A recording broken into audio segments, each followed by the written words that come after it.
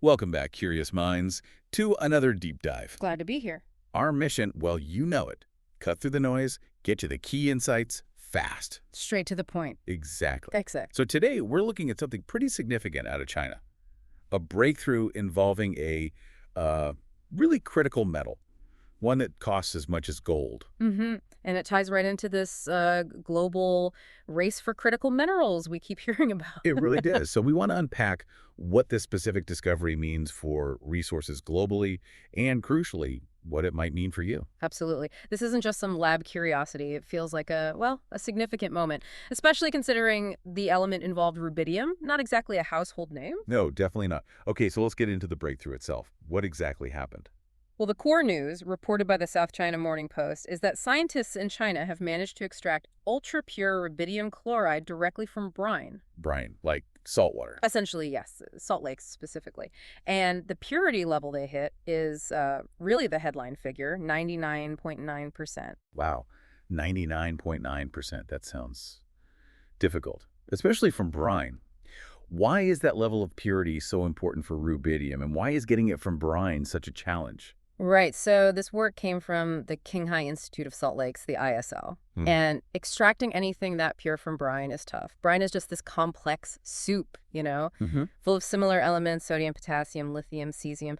Rubidium is chemically very close to potassium and cesium, making it incredibly hard to separate. Okay. So achieving that 99.9% is a real technological leap. And that purity, it's absolutely critical. Even tiny impurities can mess up rubidium's performance in its very specific high-precision jobs. Which brings us to the value, right? The source says rubidium costs as much as gold.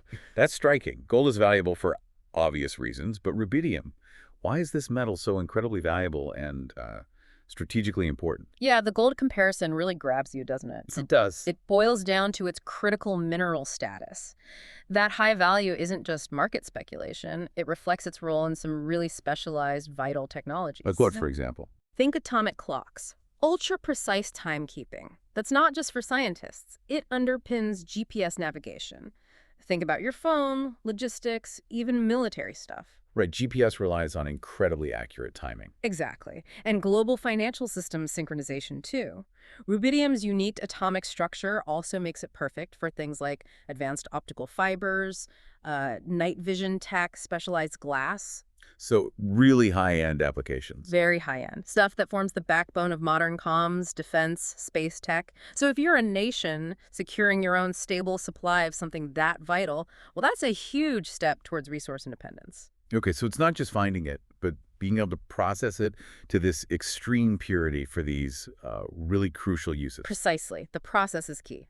Which brings us back to the listener. So what does this news China getting super pure rubidium from a salt lake, what does it actually mean for you listening right now? Why should you care? That's the crucial connection, isn't it?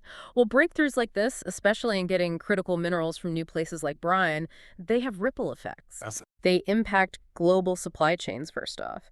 They influence how fast new technologies can develop things that might end up in your next phone or computer or car. Okay. And they affect the future availability and maybe even the cost of resources needed for everything from consumer electronics to, say, large-scale renewable energy projects. So it could eventually influence prices or tech availability. It could.